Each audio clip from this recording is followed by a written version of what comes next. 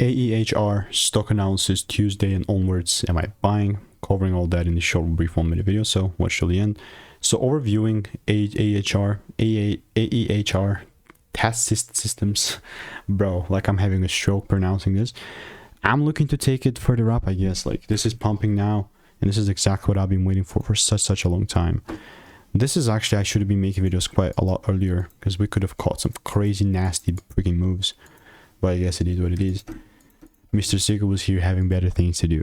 I'm just kidding, but ultimately speaking, if I do see the price correcting down and there's a shift, bro, there's nothing stopping me from doubling down, buying even more, right? So all I'm doing in the meantime is I'm waiting